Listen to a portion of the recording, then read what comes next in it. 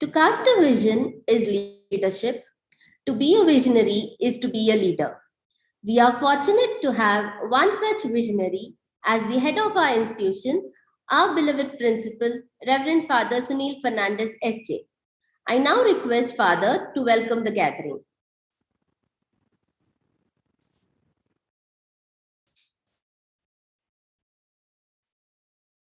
I warmly welcome all of you to the webinar on Discovering Phonics, Letters of the Alphabet. Listen to their sounds. Organized by SJBHS in association with our special educators from Team SJBHS Pragati. Language learning is a key function of any educational system. And so, today's webinar is a wonderful addition to overall facility with languages. Understanding phonics is an essential part of a child's education, and using the phonics approach to teaching is a basic need. It encourages children to discover connection between English sounds and letters. It helps them to learn the fundamentals of language early enough to facilitate their understanding of how to listen, read, write, and spell English words with ease. Often, it is the unseemingly small things that come together and offer a holistic education. And so, we have initiated a learning hub at our school, wherein our staff from SJBHS family share their experiences on various topics through a webinar. The first webinar conducted by Ms. Padmavati provided various insights into learning difficulties. Today, we are happy to present another very talented in-house resource person, Ms. Maanvi Vikas, who will share with us her rich and fulfilling learning in the field of phonics. I once again welcome you all to this webinar and on the importance of phonics.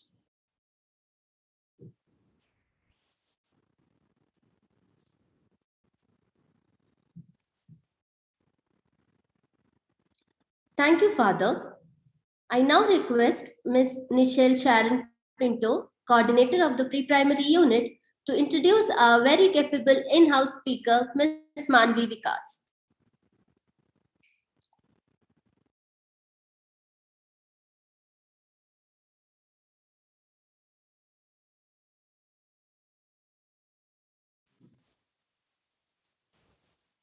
It is my pleasure to introduce our in-house resource person for the day, Ms. Maanvi Vikas, who has over 18 years of teaching experience in the pre-primary section. She has been part of our unit at St. Joseph's Boys High School for the past 4 years. Prior to this, she was a postgraduate faculty member in a teacher training institute for 6 years and has trained over 700 teachers in the Montessori method of education. She has a bachelor's degree in education, postgraduate diploma in Montessori, kindergarten, nursery teacher training, and also a diploma in yoga from S. Vyasa Yoga Institute. Ms. Maanvi has completed her Jolly Phonics and Jolly Grammar courses from the CPD College of UK.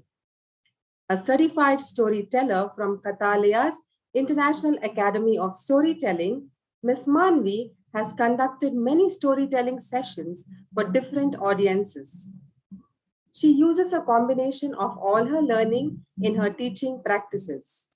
A certified handwriting trainer, she has achieved a Band 3 in the Teacher Knowledge Test from Cambridge English Assessment. Ms. Maanvi is an avid reader, loves collecting children's books, and has a small library at home with over 400 books and hopes to write a book for children herself. Welcome, Ms. Maanvi. We are delighted to have you with us today.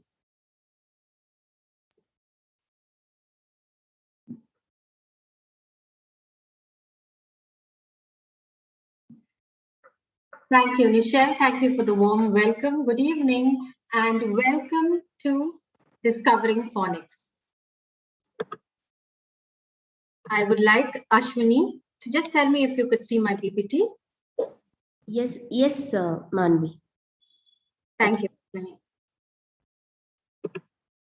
So, welcome to Discovering Phonics, letters of the alphabet, listen to their sounds. Dear viewers, if you have any queries, kindly send us your mail to Pragati, sjbhs.resourceroom@gmail.com, and Team Pragati will be happy to answer all your queries. So today we are speaking about phonics. I would be speaking about what is phonics, the importance of phonics, and how can you help your child become a reader. That is the most important thing, what we are dealing with today. We find many children unable to read. And why is that? So before we start exposing our children to books, we need to start developing their literacy skills. Now, children have to develop 6 early literacy skills. What is that? That is print motivation, print awareness, letter knowledge, vocabulary, narrative skills, and phonological awareness. What are these? Print motivation begins as soon as parents take a book and start reading to their child. That is very important. You don't have to wait your child to enter kindergarten or nursery. You can begin reading to your child as early as 6 months of age. Just randomly pick up a book. There are so many books available for that age group. Just keep reading. They should enjoy. It should be an enjoyable moment. Your bedtime stories or reading nap time stories. It should be an enjoyable moment for you and your child. And this would develop curiosity for children, because once they see they are surrounded by books, you could also probably have a reading time. So you read your book and allow the child to read their book. That's how you create print motivation to your child.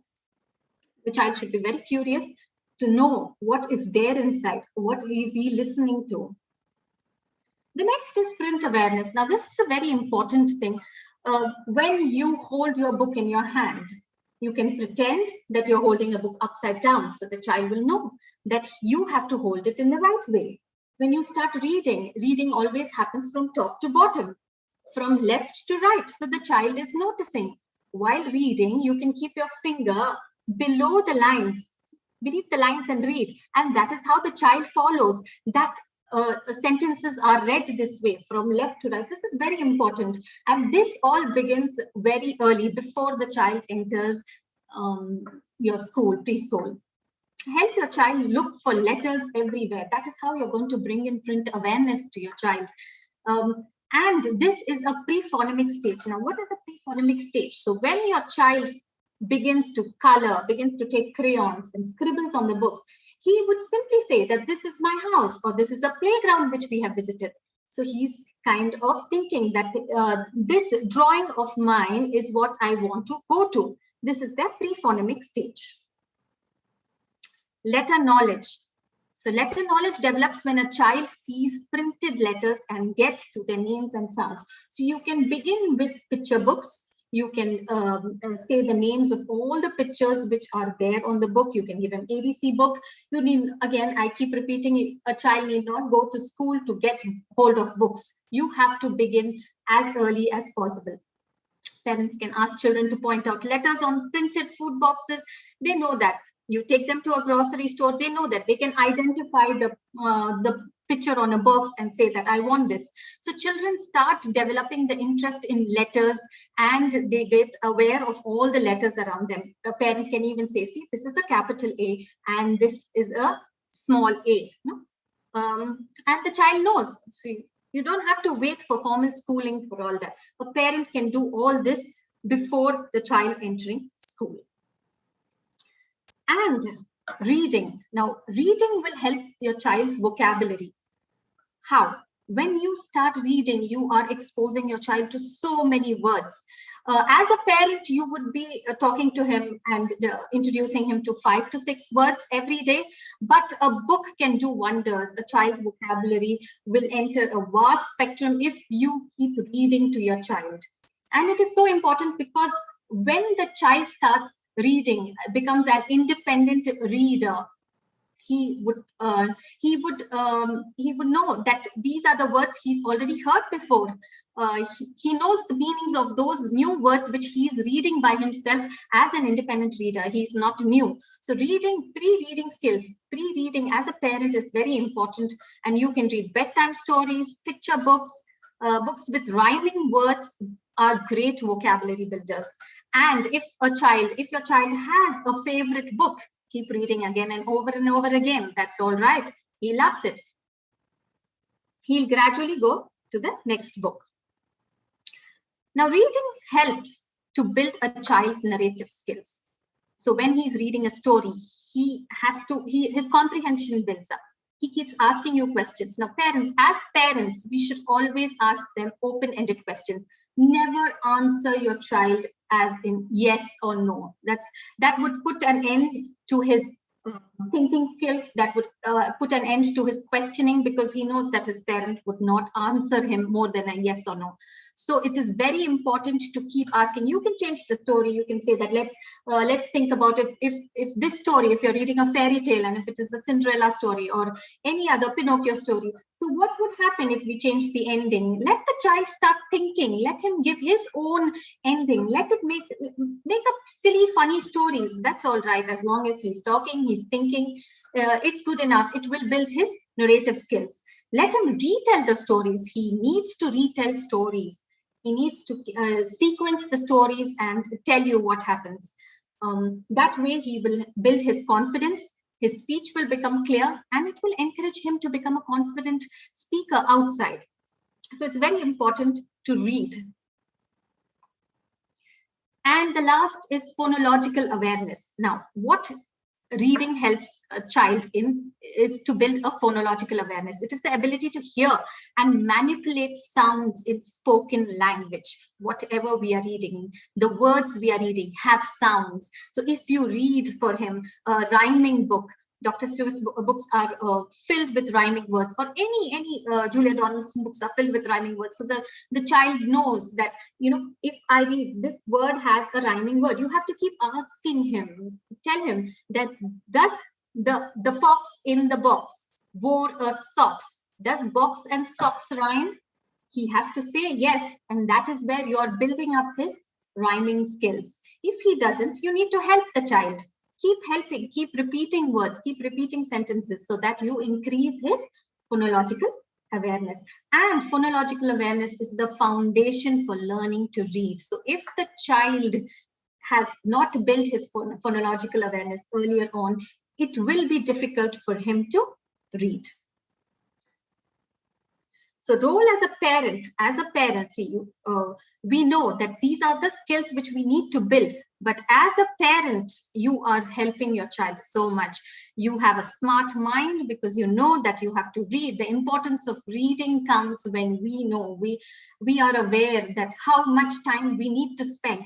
They say you need to spend at least 20 minutes every day to read to your child. You need to show that interest of reading. Your body language has to show that how important reading is, because if you are not motivated enough to read to your child will not be motivated.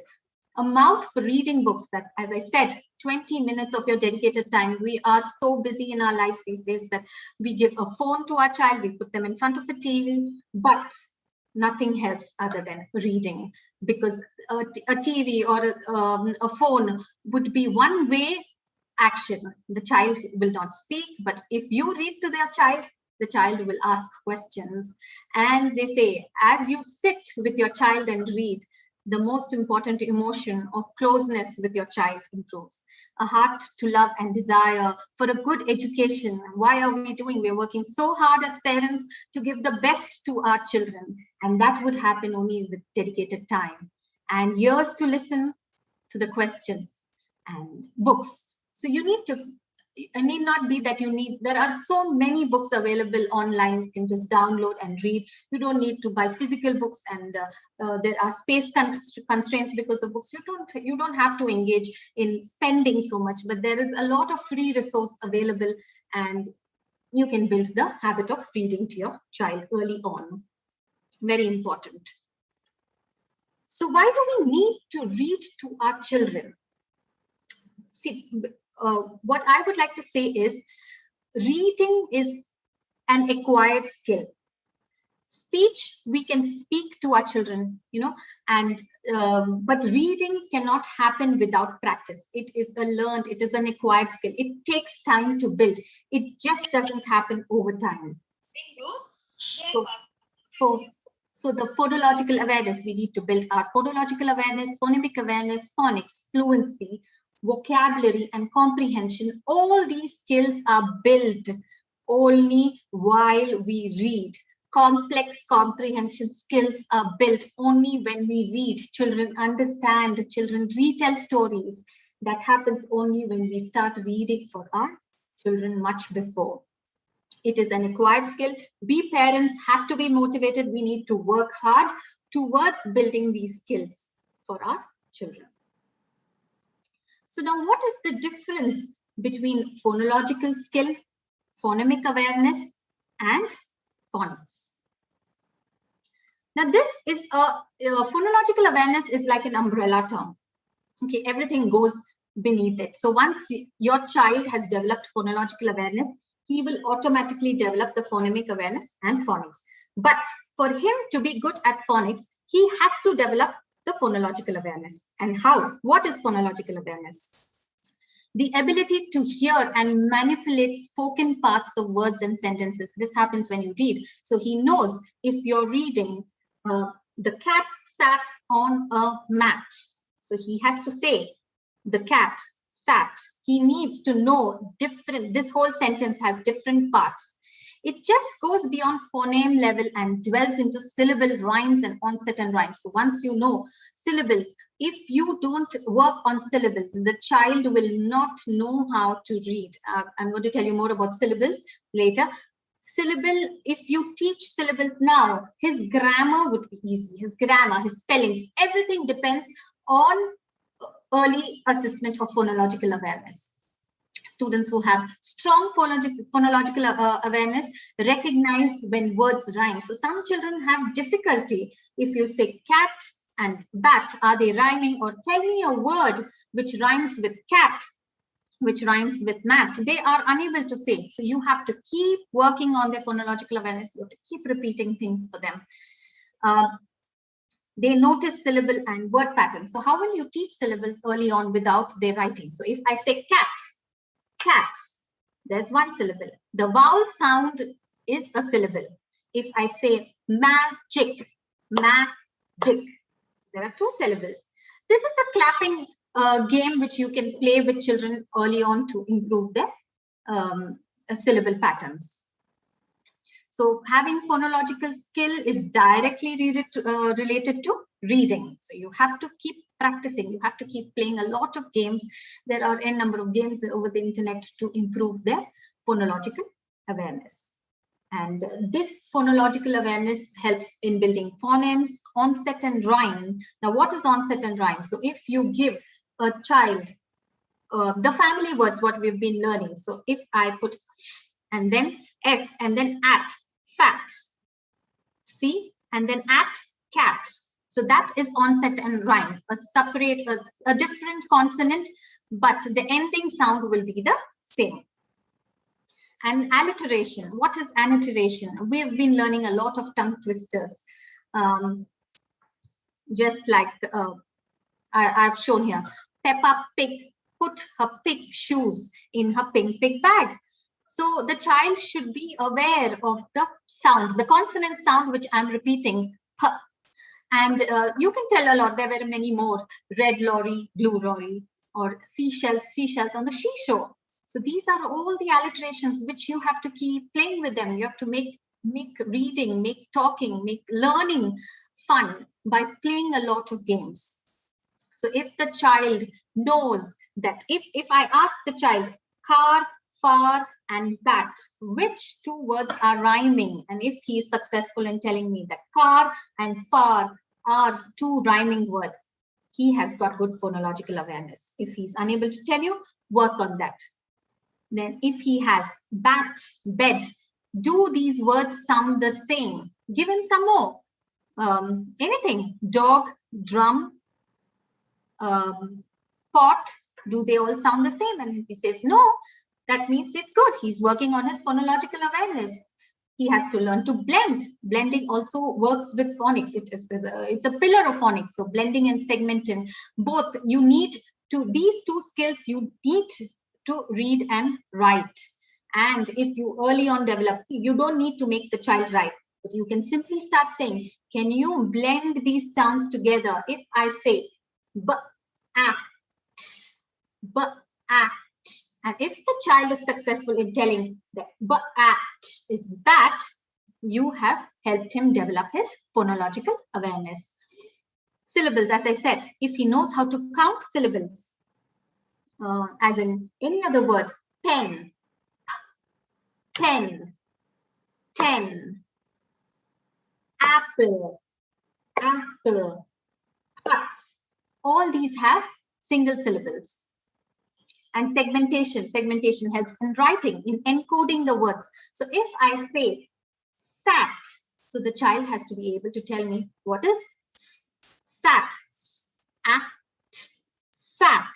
He needs to tell me that. He has to segment the sounds, isolate the sounds, and tell me that sat has 3 sounds.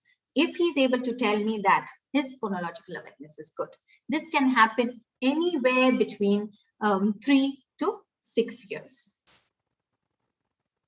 So as I said, phonological awareness is a broad skill. It has rhyming words. You have to develop rhyming, alliteration, syllables, concept of words, onset and rhymes, and phonemic awareness. So now what is and how do you develop? Okay, how do you develop phonological awareness? You can play games.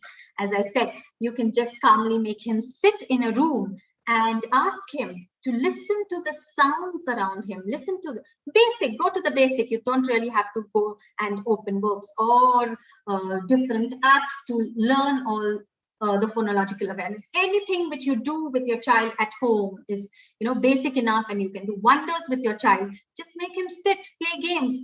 Just close your eyes and tell me, name the different sounds, make him aware of the sounds. He would say, I heard a car zooming. He would say, I could hear somebody hammering. So this is where he is listening to sounds. He would say a dog barking. And then after that, activities using nursery rhymes, singing, and poems. They are so important. That is why we have a rhymes period in school. We have nursery rhymes. We have so many singing and dancing sessions, because all these words have vocabulary which will develop. They all have words which rhyme, and the children need to learn all this before starting to read and write. How important it is, we cannot skip all of them. Follow the beats, start teaching syllable beats. Syllabification is so important, because once the child knows syllabification, when he enters grammar, after the first standard, he will know how to double the sounds, because we have so many words in English which have double consonants. How will he do that when he knows how to syllabify the words? And then you can always ask him to do different collage, artwork, make the puppets talk, and ask them, let's do, there are so many games which you can play. Children love when you tell them that let's change the beginning sound. I played with my children, so I said, my name starts with Maanvi. Let's change the beginning sound to D, so it would be Danvi. And then let's change your name. So that child said Ditin or anything, Dina or anything. They love, when you bring it personal and close to him, they love. Children love to play all these games. You can play I Spy games, so you can say I spy something beginning with the sound. And if they're sitting on the mat, I spy something which is hanging on the wall, anything, photo, or I spy something kept on the table, bottle. So they would say bottle, bottle. So all these games develop the phonological awareness of a child. Get them to play, get it very interesting, do things around them. So these are the rhymes. The rhymes have the rhyming words. Humpty Dumpty sat on a wall, had a great fall. So how important it is, they have learned wall, fall, all. These are the rhyming words. They have learned so many words. Even you can see it in Incy Wincy Spider climbed up the water spout, down came the rain and washed the spider out. How many rhyming words? Ask the child, where was the rhyming word for spout? What is the rhyming word for spout?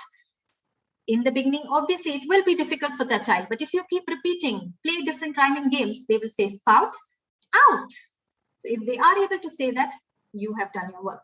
Rain, again, if they're able to say that, you've done your work. He does not need to read. He does not need to write. He just needs to build on his listening skills.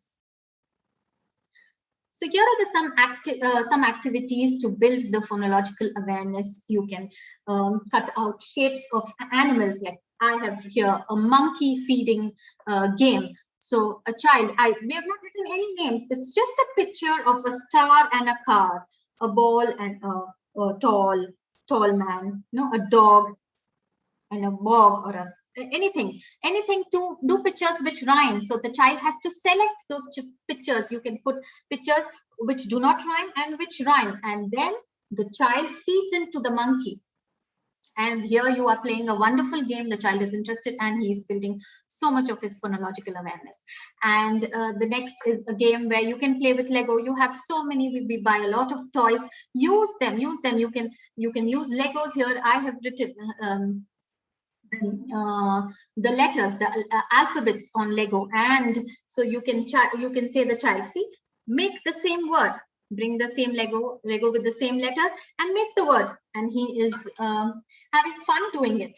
You can even make a sensory basket, a big basket of different objects beginning with the same sound. So if it is C, so if you have a toy crocodile, a cap, a toy cat or anything, you can ask the child to keep it in the basket with C written, and he knows that these all objects begin with the same sound. Playing games, train, rain, sheep, sleep, these are fun flashcards. You get it, it's easily available, free. There are a lot which you can download and play with them. And as I said, tongue twisters, alliterations are so important. So this is one worksheet which you can help your child develop his phonemic awareness. Choose the correct rhyming word. So there is a word he does not, if he doesn't know to read, it's all right. He can see the picture. Can. So what is the rhyming word with can? Rat, ran, or man? And the child has to say ran and man. There are two rhyming words. And if he's able to say, good enough. If he is not, keep working on developing these skills. Clap and count syllables, as I said. Clear has one sound, one syllable. Moon, car, fish have one syllable. Monkey has two syllables. Monkey. There is one more way to teach syllables. This is another fun way. You can keep your hand under your chin, and how many times while you sing the word, your chin touches the base of your hand. That many syllables are there in a word, like monkey, zebra. So twice. Now, why is it like this? Because it's very difficult for our mouth to make the vowel sounds. Consonant sounds are very easy to make. You don't really have to take an effort to make consonant sounds, but vowel sounds take time, vowel sounds take effort for you to sound out correctly. And that is why to count syllables is very important, because vowels make every word in English has a vowel. There is no such word without a vowel, and vowels, spellings with vowels are difficult for the child to learn. So you have to keep practicing. So next is, what is phonemic awareness? It is the ability to hear, identify, and manipulate individual sounds called phonemes. Now, I will show you a card. So there is a card over here which says E. How many phonemes are there? You can count the dots. There are 3 dots. So there are 3 phonemes. Okay. E. But how many graphemes are there? Graphemes are the number of letters. We have 1, 2, 3, 4, 5. 5 letters. So 5 graphemes, but we have 3 sounds. So the child, if he's learning through this method, he will know the sounds correctly and he will write sh, e. Okay. So this does not involve any print. The child does not have to read. I am just showing you when he starts learning phonics. It is an auditory skill the child has to develop through his listening skills. So you can say sheep, sh, e, p, sh, e, p. How many sounds? Sh, e, p. So what happens when your child's phonemic awareness is not built? He cannot hear the beginning sounds. It's very difficult for children to hear beginning sounds. They are unable to blend sounds together. Act will be very difficult. Sometimes children do it backwards. They say tas rather than sat. So you have to build their phonemic awareness. You have to tell them act. They have to remember the first sound. They should be able to isolate sounds in the beginning, middle, and end. So if I say, tell me the first sound of pet, pet. So the child has to tell you, it begins with p. What is the second sound in pet? P, et. What is the second sound? The child has to tell you it's e. And what is the third sound? T. So if he is unable to isolate these sounds and tell you, you have to build his phonemic awareness. And I said, count the sounds as I told you, sh, e, or any other, ch, e, r, chair. How many sounds? Or cry, k, r, I, cry. How many sounds? 3 sounds. So many games you can play. Make it exciting, make learning fun. And there are so many games available online these days. Computer, software, graphic games, colorful games where the children can learn. You can, it's all available. Some are paid, some are free. Just keep looking out for phonemic awareness games. There are a lot, and as a parent, you can help your child develop. So as I said, the child should isolate the sounds. So if you give the worksheet, so if he sees the first word cup, he should be able to write the last sound. In dog, he is supposed to be writing g, bag, so on and so forth. So initial sounds, final sounds, blending and segmenting are the important. If your child knows how to work, the sounds very well, he will be able to crack the assessment sheet over here. And the age group, this is anywhere between 4 to 5 years. You can begin as early as 3 years too. So now we come to what is phonics and why is it important and how will my child learn phonics? Now, what is phonics? We spoke about phonological awareness, we spoke about phonemes, and now we are speaking about phonics. Phonics is a systematic synthetic approach that supports children to read and write quickly. And what does phonics use? They use only sounds. Okay, recognize the sounds that each individual letter makes. They identify the sounds that different combinations of letter makes. There are like two letters make one sound. So like C and H make ch, S and H make sh or oo. So all this is phonics. Blend these sounds together, makes a word. Segment these sounds, as I've spoken about, blending and segmenting are the 2 main pillars of reading. Segment the sounds in a word of dog. So the child has to say dog. How will he say all this? When he is thorough with his sounds. You can start, and that's why we have to start building these skills much before. Now, the 2 main important approaches to teach phonics. One is analytic phonics and the next is synthetic phonics. Now, what is analytic phonics? Analytic phonics is what we learned. I can say that I learned, many of us must have learned because synthetic phonics has newly come, maybe some 10 years or 15 years, and it is slowly, the movement is gaining a lot of interest in India. But we are mostly following the analytic phonics. Still, it is the traditional method of teaching phonics. This teaches reading at the word level and not the sound.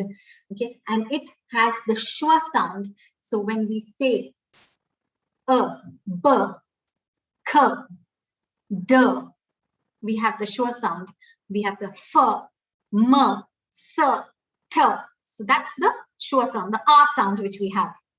Children learn to identify words by their shape and by the context which they use in sentences, often with the aid of pictures, as we all would have learned. We have a picture book, A written in the center, and we have all words, all the pictures beginning with A. An apple, an arrow, an ant, an aeroplane. We wouldn't have learned to read, but we know the picture's name is apple, arrow, ant. If you take away the picture from us, we won't be able to read. So students have shown a series of alliterative pictures, as I said, bat, ball, balloon, and that is what is analytic phonics. So here, if you say, there's I, so ice, island, ice cream, and igloo. So we don't realize that I here sounds the same, but for igloo, it has another sound. And why is that? We just would have learned it with our rote.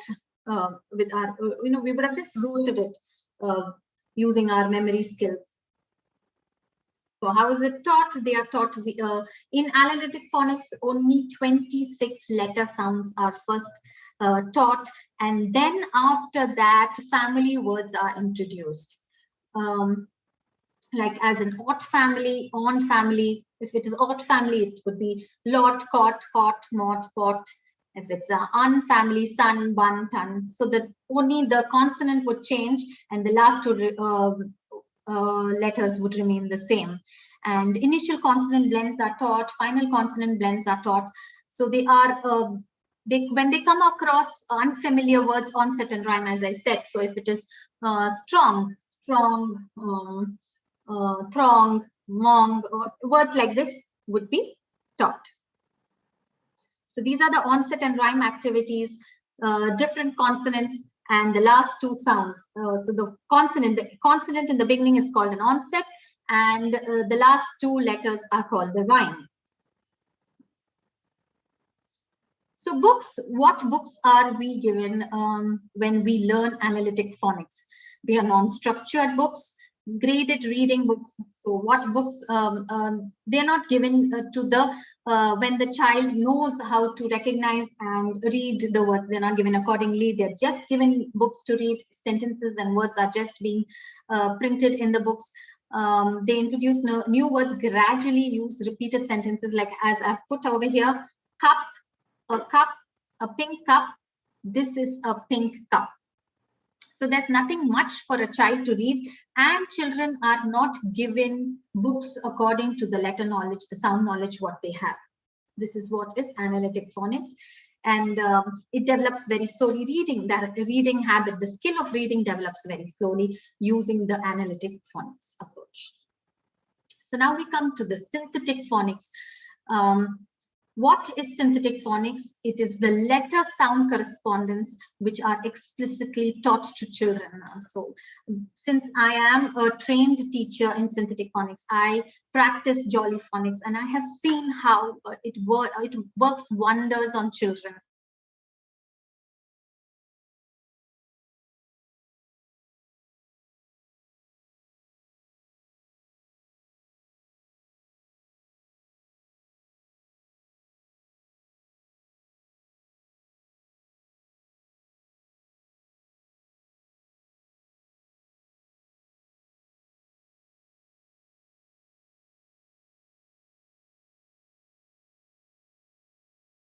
Synthetic phonics, the child reads and writes together words. And synthetic phonics develops phonemic awareness because there's a lot of activities which ask the child to tell me the beginning sound, the medial vowel sound, the ending sound, the ending consonant, the beginning blend consonant. There's a lot of activities in synthetic phonics. And the letter names are not taught, as I said. Students are taught through alphabetic code from simple to complex. That is what is the most important thing. It goes from easy to difficult. The levels are like this. So you begin with simple 3-letter words, the CVC words, and then that is consonant, vowel, consonant. CVC words are consonant, vowel, consonant, and then you go to CVCC words. Consonant, vowel, consonant, consonant words. So the level of difficulty increases once the child has learned in a easy way, the easy 3-letter CVC words, and that is how they progress. And words are decoded using phonics language. So decoding is nothing but you're able to read. That is when blending happens and you're able to read the books which are given to you is decoding. And decodable books that use only these sounds already learned are given to the children to read.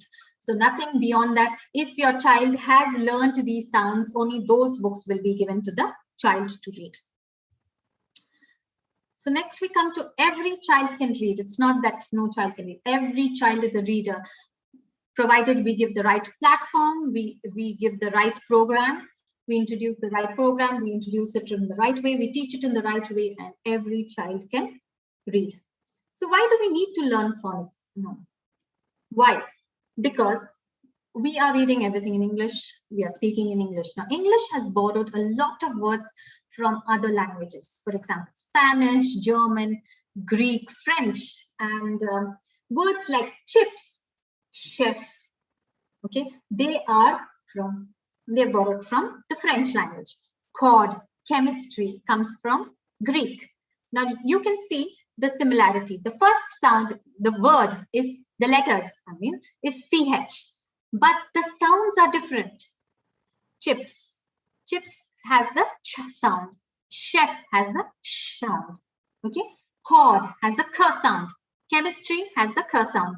But as in chair or chain would have the ch sound. So we have taken words. English has taken words from these languages, and they haven't changed the they haven't changed the spelling, but they have changed the pronunciation of these words. So English language has 26 letters, but it has 44 sounds. It has a big, vast, the spectrum is big and huge. And it has 150 different ways to put letters together to represent the sounds.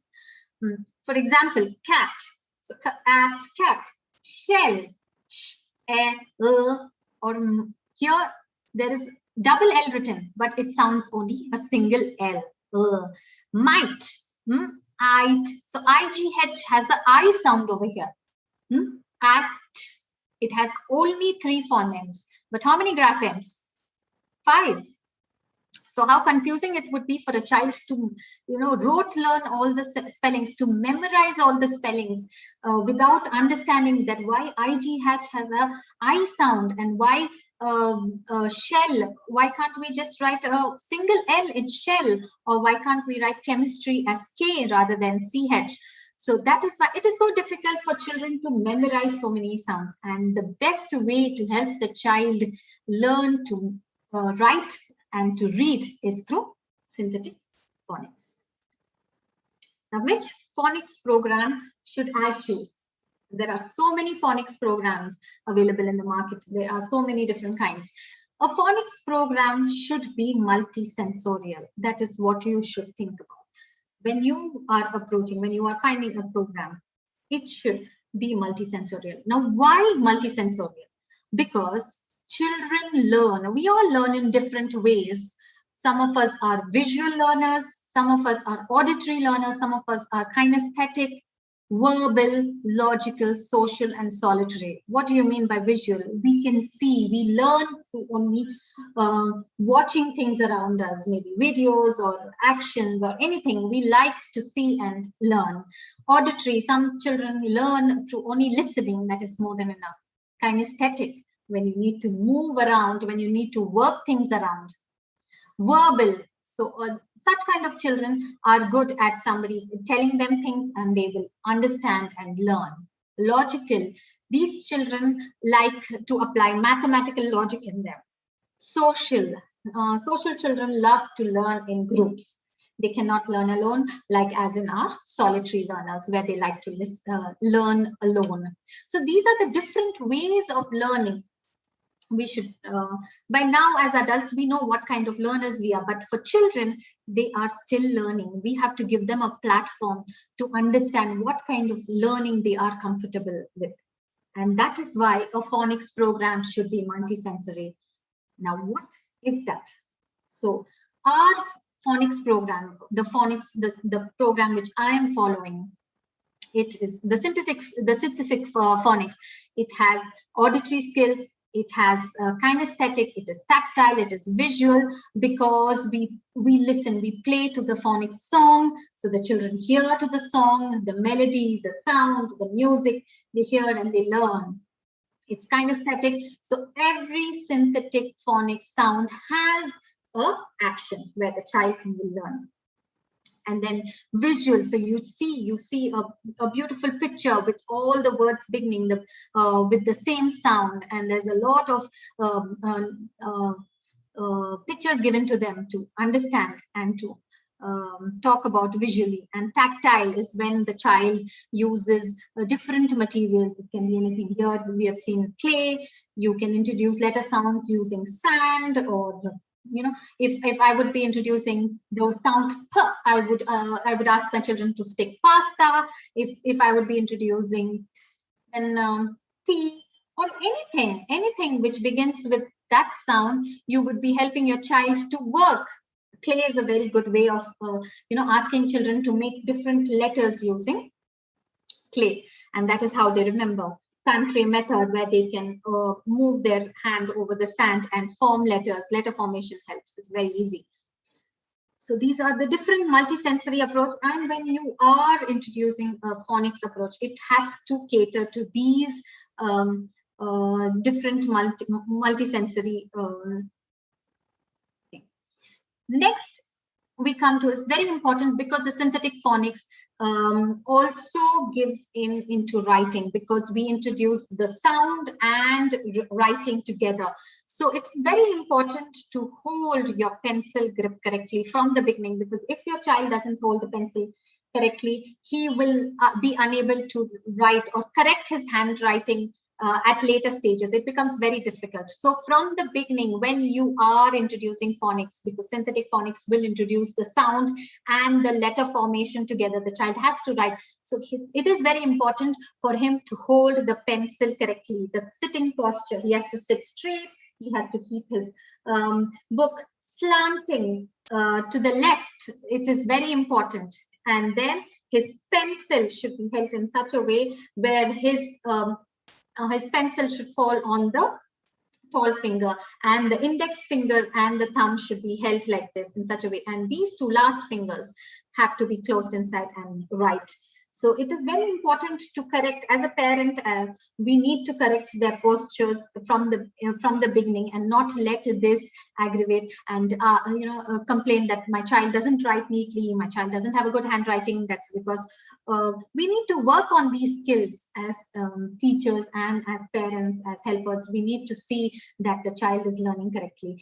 It should not be superficial. It has to go inside, in depth, and you need to teach. And the grip, the tripod grip, is very important. And as parents, you can always start working on the tripod grip with this foggy jump. So the children love to do this. And this is when they start writing, their hand movement, it keeps going at the back.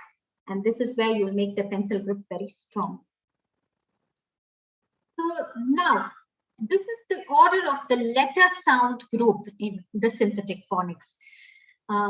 This is the group which they start. They don't start from the sequential A to Z. No, they start from SATIPM. And this is how it goes on. I'll just go through the sounds. And this is the lesson plan. So how is synthetic phonics told? It has a story, it has an action, it has objects in the picture, letter formation with pencil grip is very important, auditory blending, as I've spoken, blending words, and segmenting. So every sound is introduced with a story. So it follows a multisensory approach. So it has the sound, they play a song, they tell a story related to the sound introduced. So if it is S, So then they would say, there was Sam and Sunny who went to the park, and there they saw a snake going through, slithering through the grass on a bright sunny day. So there's a lot of sound where the child is hearing. There's a spotty snake on a sunny day, and Sam and his dog Sunny went to the park. So the child is getting introduced to the word. So the story and then the action. So each letter sound has a corresponding action. There's the song, there's letter formation where the child has to first write in the air, and there's finger phonics book where the child has to trace over the finger phonics book. If you don't have the finger phonics book, you can take clay and ask the child to work with the letter and the sound recognition. So after the first 6 sounds which are taught, a child can write at least 30 words just using SATPIPN, okay? In. Whereas in analytic phonics, if you think using the first 6 letters, that is A, B, C, D, E, F, we could hardly make maximum 14 using only those letters. But if you introduce your child to synthetic phonics, and if you teach the first group, you can make at least 30 new words to a child, and it keeps increasing. So a vast vocabulary, the child learns quickly, and he is exposed to a lot more words. So what are the 5 skills taught in phonics? The letter sounds, all the 42 sounds are taught. The letter formation, so how will you write? Blending, segmenting, and tricky words. I have spoken a lot about blending. You blend the sounds together to read the word. You segment. Segmenting is you separate the sounds, you isolate the sounds, each word, and read. And tricky words. Now, tricky words are the words which do not use phonics. They have to be memorized by sight and written. And tricky words are very important because they form the crux of a sentence. Without tricky words, we cannot read and write a complete sentence. So why do we need to teach lowercase letters first? Why? Because why sometimes we teach uppercase and not lowercase? Why is it important to teach lowercase? Uppercase, where do we use? We hardly use uppercase. We use only when the child begins to write sentence. So when we ask the child to begin a sentence with a capital letter, he needs the knowledge of uppercase letters. When we ask the child to search words in a dictionary, and when will he use the dictionary? When he enters after grade 1, grade 2, he will start using the dictionary. When they need to write proper nouns, they need the knowledge of uppercase letters, but otherwise they do not need uppercase letters in the kindergarten level. So it's best to teach the lowercase letters. It is so much easy for the child to learn. So I would be going through the sounds. It does not have a schwa sound.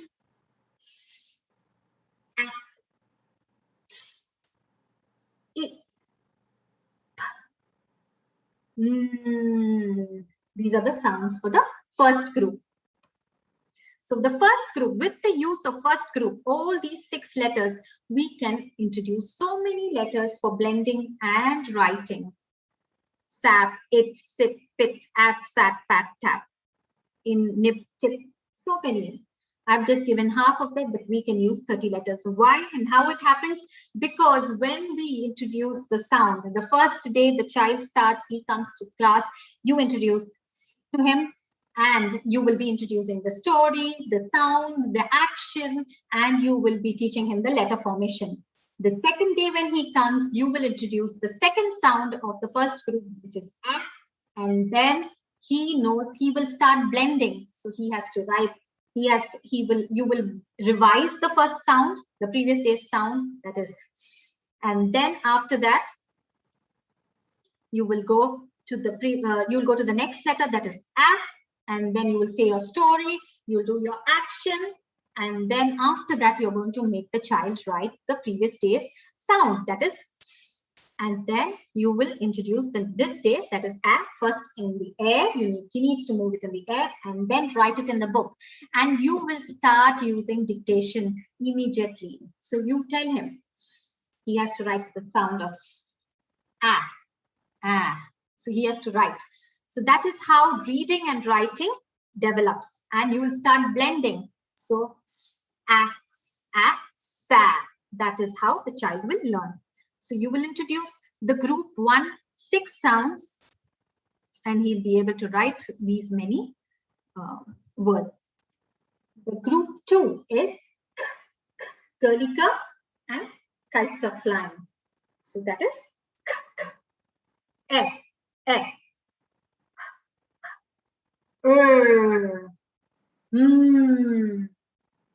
d, d, d, g, g. Now we come to group 3. B, o,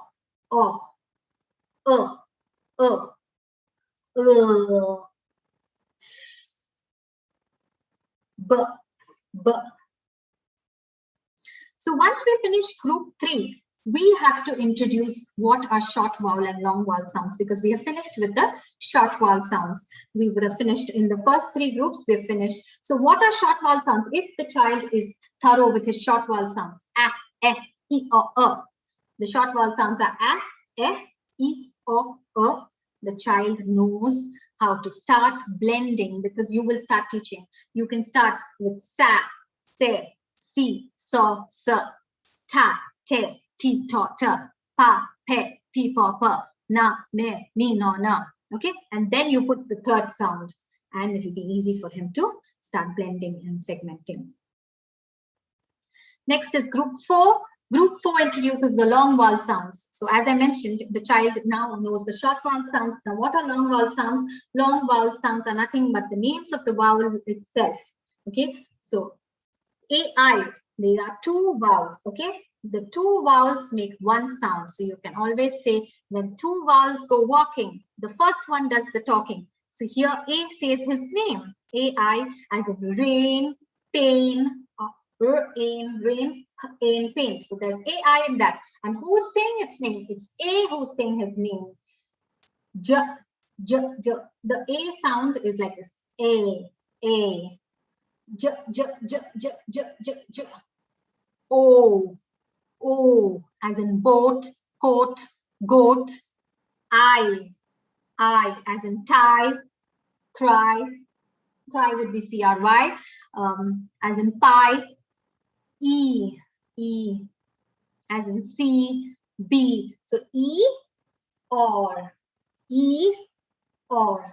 This is what is E or. Then Z, W. It's very important you round your mouth when it comes to W. Very important to bite your lip. Oo. The short oo and the long oo. Oo. And group 6 has y as in yogurt. Y. X. Take an X-ray. So now these are consonant diagrams. When 2 consonants come together, 2 different letters come together, they make one sound. SH is th, like the voiced and the unvoiced. Now this is very important. This sound is so important because the th and the is again taught in the grammar, where this, that, those, all the thin, thick, all the nouns begin with th sound, the unvoiced th. Mostly the nouns and the adjectives begin with th sound, and prepositions and verbs begin with the sound. So they're very important to learn the correct pronunciation. And then it's qua. Now this is one interesting thing, or Q never stands alone. Q will always have his partner U, his best friend. So you will never see a Q written alone. It's always queen, Q. So always a U is there partnering Q. Ow. OU is ow, ouch, pouch, couch. Oi. Oil, like in toil, coil, foil. UE is you. Mixer, grinder, and R. So I have a small blending video, which this is car blending, and it is so good because I teach my children and they get blending so easily. Now, blending is a very important skill. It's as important because without blending, you won't be able to read. And blending is something like, as we drive a car or we ride a bicycle, we learn to ride a bicycle, we don't forget after that. So once when we start working on these skills, on this particular skill of blending, the child will not forget to blend. And this needs practice. This needs a lot of dedication from parents and teachers. I'll just show you the video. This is a drive-through blending, and children love and they get it. Within hours, they will get blending, the skill of blending.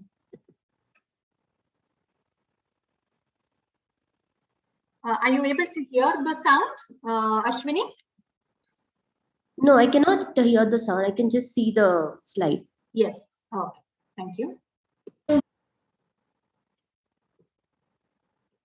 Today I'm going to show you how to do drive to blend. Bat,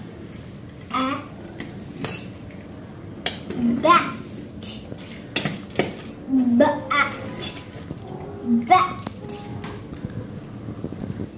Now Shrishti, we are having two letters which make one sound. What is the sound? Sh. Sh. What is the second sound? I. Third sound? P.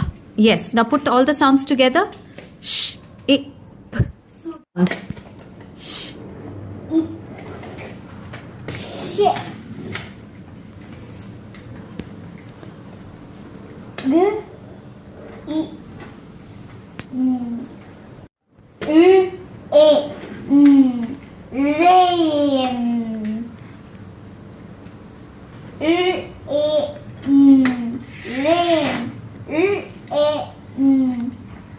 Rain. Today.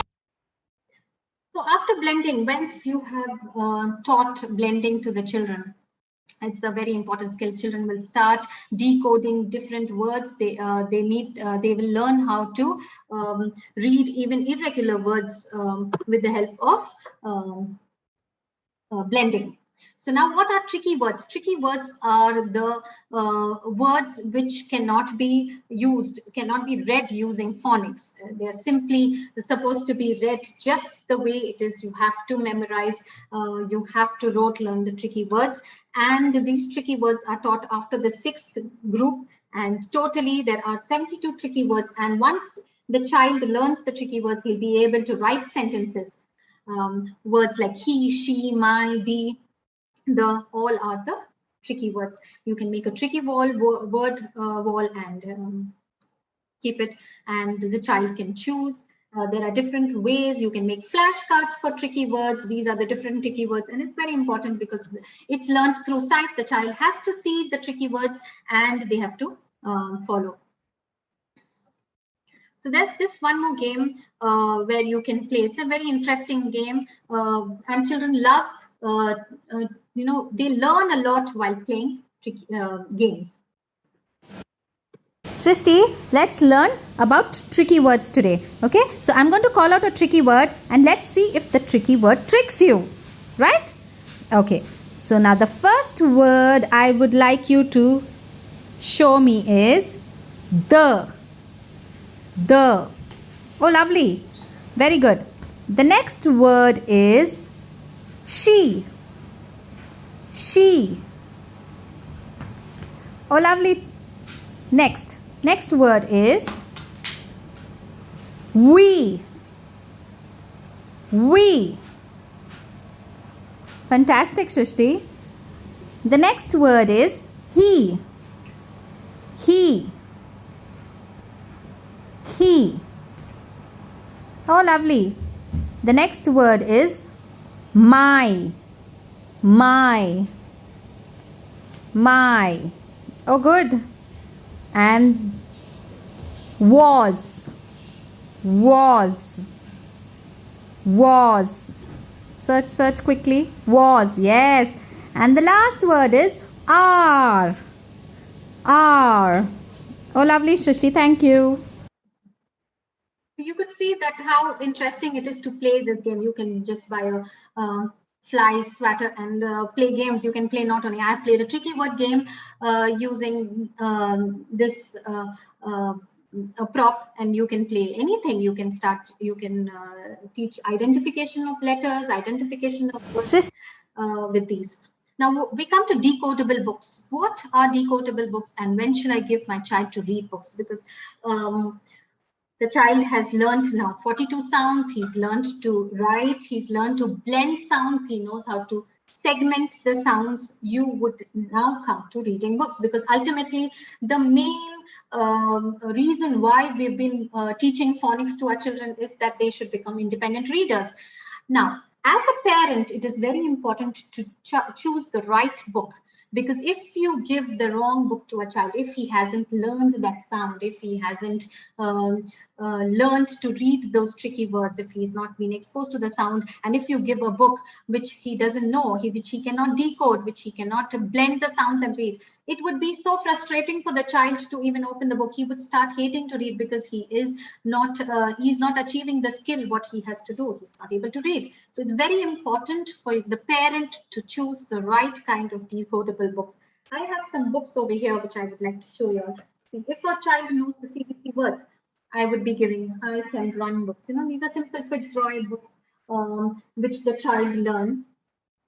Sam in the bag. So I know that my child has learned the short vowel sound, and he knows, and I know that the child can read 3 letters CVC words. So I would be introducing. I know that the child has been introduced to th and the sound. So these books would contain all the th and the sound. If your child cannot read, not a problem. Help him to read. You can read along with him, and he will read. If the child knows the sounds of ow, oi, and you, I would be giving him this book. So think and plan and buy books, invest in books, and you can get books from your library, download free books, but only when the child has been introduced, when the child has learned to read those words, then only you can give those books. Simply, as parents, we are so excited and enthusiastic in going and buying different books, and then when we are disappointed when our child doesn't read those books, and we feel that, what a waste of time and money. But no, expose your child to the right kind of book at the right time. So what is after 42 sounds? The children start reading decodable books. As parents, you are happy. The child has achieved. Alternatives are taught, tricky words are taught, and the child starts to write independently. That is what we have achieved. So these are the alternatives, like, in English, we have A sound, A, S-A-I, and then there's rain, A-Y, ray. And then there's a hop over, magic E, where the word becomes a long vowel sound, like cap will become cape when you add an E in the end. Tap will become tape. So these are the alternative sounds which are taught after the 42 sounds to your child. So a lot of thinking has gone into getting this program, the synthetics phonics. They have put in a lot of effort. They have thought about how the child should progress from the levels of simple to difficulty, and that is how, as parents, we should also work. So, here the 3 sounds, 3 letters make one sound, like I, high, nine, flight. The OW makes O, the long O, the long vowel sound O, snow, grow, flew, ooh. Here U makes, EW makes the U sound, flew, chew. How will you teach? Once you know, when you're going stepwise using the synthetic phonics, the child will know everything. How does phonics help struggling children? Children with poor memory skills and poor auditory skills usually struggle. Children with ADHD, dyslexia, speech problems also struggle with sounds, letters, reading. And it is proven that synthetic phonics helps children to overcome these, they can read using synthetic phonics, because some children struggle. We as teachers, we as parents see that our children are struggling. When you are trying to blend words, when you are trying to segment words, the child is unable to say because they have poor memory skills. If you say b, at, ought, he is unable to put the sounds together because he can't remember the sequence of the sounds. So he needs practice. As parent, you can give him one-on-one attention. If you can sit as a parent, you can sit with him and work with him to bring him up with these skills which he's lacking in his. Then if a child has poor auditory skills, he will lack. So there are a lot of games which we can play. There's an instrument also which I've seen many of my teachers use, phonics teachers use. They have this pipe where the child will listen to the sound. It's like a phone, but it is a plumber's pipe which we use, and the child uses talking through that pipe, and when he talks, he listens to the sound clearly. So it's very important to use certain things to help children grow. And children with ADHD, dyslexia, speech problems, you can have a lot of things. Repetition, drilling of the sounds is very important. Encourage the child with your patience and love. You can use magnetic letters. You can use, keep repeating the sounds for children with speech problems, dyslexia, all this, because synthetic phonics is a multi-sensory approach. So all these children will benefit. If the child is not a visual learner, he will learn it through auditory. If he's not a auditory learner, he will learn it through kinesthetic or tactile ways of learning his letter skills, his writing skills, and his listening skills. So as a parent, we need to find out. So some of the questions which have often been asked: can all words be decoded using phonics? Yes, once your child knows how to decode, the words can be decoded easily. And the second thing is, if I'm not fluent in English, can I still teach phonics to my children or to my child at home? Yes, of course, you can teach. You don't need to learn. You don't need explicit knowledge of English. You can teach without, because there are so many countries who children who don't speak English. They're not fluent in English. I myself am teaching children from other countries who aren't, who don't know English, but they are learning English with phonics and with grammar. How can I help my child practice blending sounds as he reads? As I said, you can use the drive-through method. You can even write it in your fingers. And then you keep saying pot. There is another thing. You can use the robotic method. This is it's a hit game during the pandemic time, when we all are in our virtual classes. Just become robots and you can start blending. Run, run, or act. This is hand blending. This is robotic blending, and I've taught you I showed you the drive-through blending. So you can use different practices for blending. It depends how your child learns it fast. But once he catches the trick of blending, he will never forget how to blend, and it is very important to read.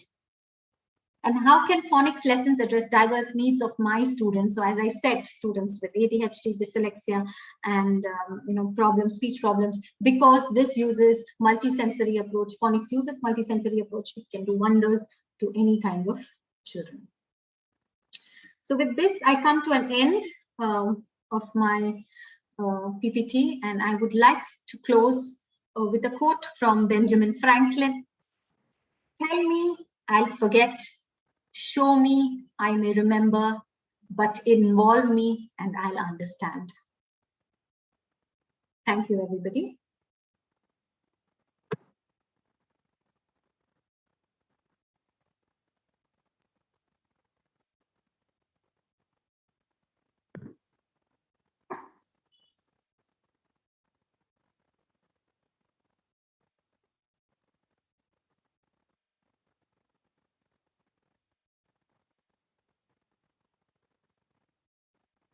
Thank you, Ms. Maanvi, for the time and effort you have taken to share your thoughts and experiences. I now request Ms. Rajni Mauta of Team SJBHS Pragati to begin with the Q&A session.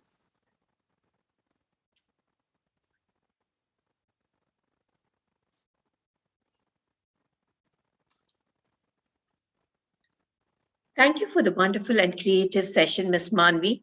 I really enjoyed watching your session.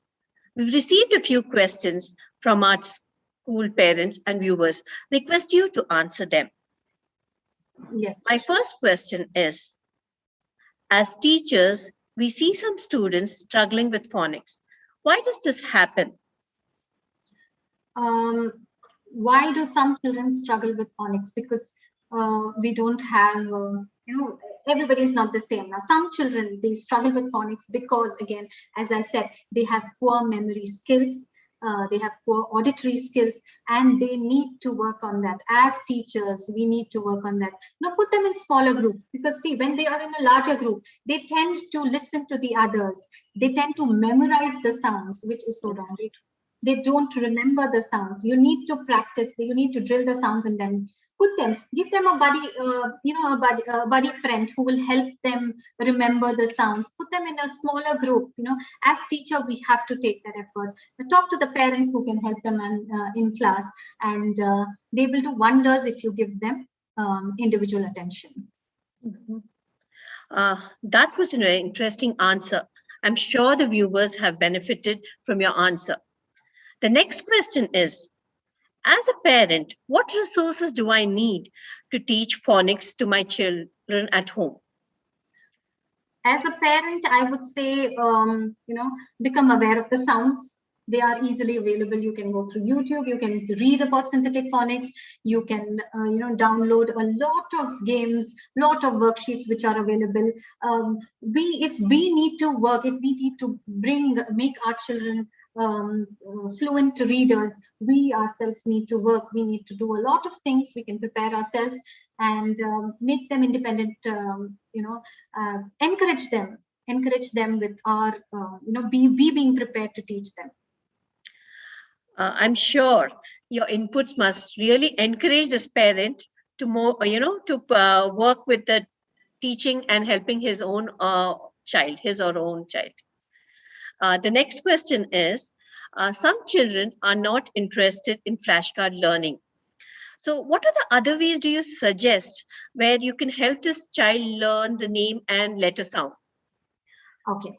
Yes, sometimes flashcards are so boring. If I hold a flashcard and keep saying, oh, read, it's so boring. So I would bring in clay, as I've spoken about, work with dough. They love to play. Give them a tray filled with salt or sand. Let them move their fingers around, and let they keep saying the sounds. It is so interesting. Make them. I made my children do different activities for each letter. So if it was ants, ants. So I made them do fingerprinting of ants. For a B, I made them, as I said, for pasta. For P, I stuck pasta. For octopus, I made them draw octopus tentacles. So they know, they are visualizing. There's multisensory approach. They know the sound, they know the letter, and they are learning. Learning is fun. Just make learning fun. You've really given many ideas. I'm sure the parents will, benefit from this. Thank you. Now, as you've already answered some questions in your presentation, one last question for the day is, and which I feel many of the parents would feel this, my son is in grade 4 and finds reading a difficult task. Can he learn phonics at this stage? Yes. See, if a child is in the bigger age group level and he's not able to read, he's finding reading difficult, monotonous, he hates reading because these are the terms which they use. I don't like reading, I hate reading, I'm frustrated with reading. Why doesn't he want to read? Why is he unable to read? That's because he doesn't have his phonemic and phonological awareness. He has not built that. You have to go back to your basics. You have to find the loopholes where the child is missing. Once you develop this, the child will become a reader. So you have to again go introduce your 42 sounds. He will learn. I have a boy much bigger in age group. He's not a small, he's at least 12 and 13, and he's learning phonics from me, and he is learning to read now because he came up with a problem that he doesn't remember spelling and reading is difficult, and he's doing wonders because I went back to his developing his phonological and phonemic awareness. And that is how, as a parent and as an educator, we should see where is the loophole. And every child, keep encouraging, keep giving the right books. Maybe the child has not been given the right books. Give him a book which is a level below that. So what's there? He can read a book which is of, a grade 1 or 2. Why do you need to give him a level which he's unable to read, which he's unable to read? And make reading fun. So once he gets his confidence, once he reads the grade 1 or 2 book, he will automatically gain his confidence and start reading. So work on your phonological awareness, phonemic awareness, and give the child books which he is comfortable to read. Maanvi, you really have given a lot of information and a lot of suggestions. I'm sure, many parents will make use of this. Thank you for this wonderful answer. Miss Maanvi, thank you once again for your wonderful question and answer session.